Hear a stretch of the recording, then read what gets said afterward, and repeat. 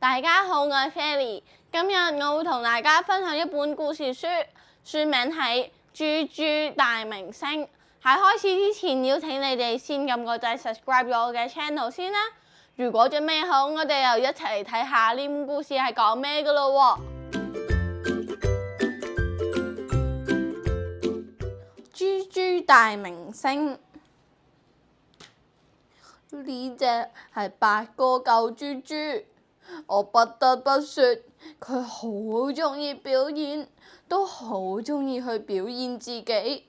佢每一日、每一分、每一秒都喺度大嗌：喂，大家嚟睇下我啦！我係最叻㗎，我係大明星。邊個會諗到有一日，豬豬實在太鍾意表現自己，結果出現咗意外啊！冇錯，有一次，豬豬同埋吹吹有一場盛大嘅拍攝會，佢哋着住小戲服，睇起嚟好可愛啊！豬豬着住咗牧羊女嘅衫，而吹吹就扮成一隻綿羊。由於呢個係吹吹第一次拍攝，所以佢着上衣服之後笑到咯咯聲。哇！實在太好玩啦！一睇，原來佢扮成咗搖滾樂之王，頸上邊仲攬住咗個小吉他添。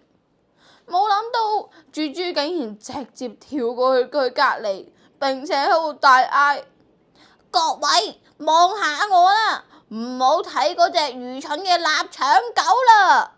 一睇，豬豬着住一件低胸連身裙，個樣非常滑稽啊！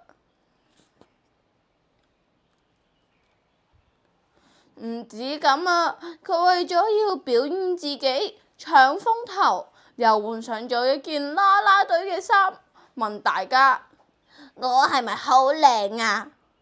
然後就扮蒙羅麗莎問大家：咁樣睇，我係咪好聖潔呢？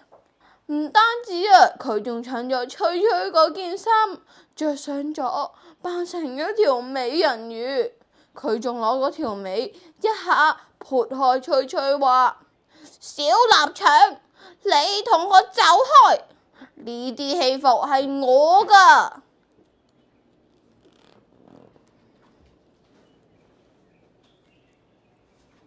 我哋冇得唔承認，有時豬豬影相嘅時候都係幾有型嘅，只不過佢喺每一個場景都要搶鏡頭，有時佢仲會低聲對吹吹講：我好紅，而你好渣。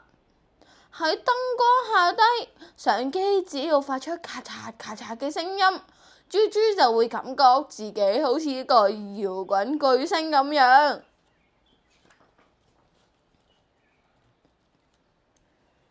唔止咁啊，佢仲幫自己作咗一首饒舌歌添啊！嘿，我係大明星啊，大家！喂，狗裏邊我最挑。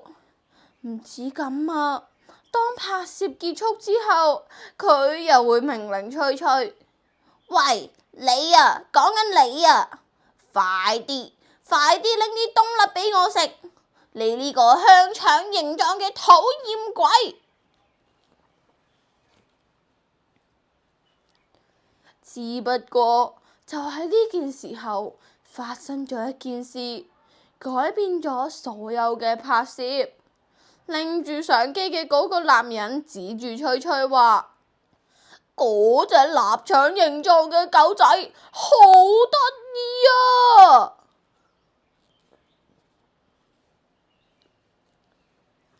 唔止咁啊，啲攝影師仲攞住個鏡頭對實吹吹。哇，吹吹你真係大明星啊！好好 keep 住呢個 pose 唔好喐啊！豬豬喺隔離聽到，簡直唔敢相信啊！佢好嬲啊！着住紅心皇后嗰件衫，不斷喺度大吵大鬧。佢發出尖叫聲，我先至係大明星啊！然後佢就一腳踢走咗翠翠啦。冇諗到，當翠翠撞到佢嗰架專屬嘅火箭嘅時候，嗰架火箭慢慢冧低，然後就啪嗒一聲冧咗喺地下，正好砸住咗豬豬啊！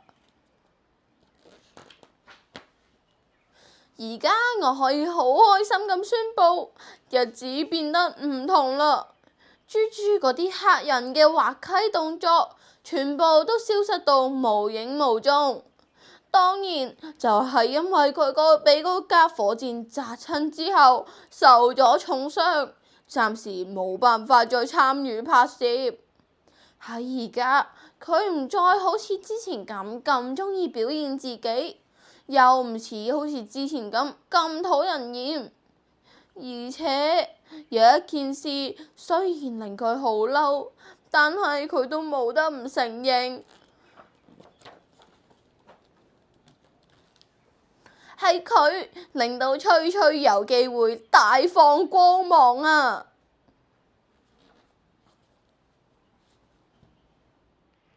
咁今日呢本故事就講完啦。記住 like、share 同埋 subscribe 我嘅 channel， 有咩都喺下面留言話俾我知㗎。咁我哋下條片再見，拜拜。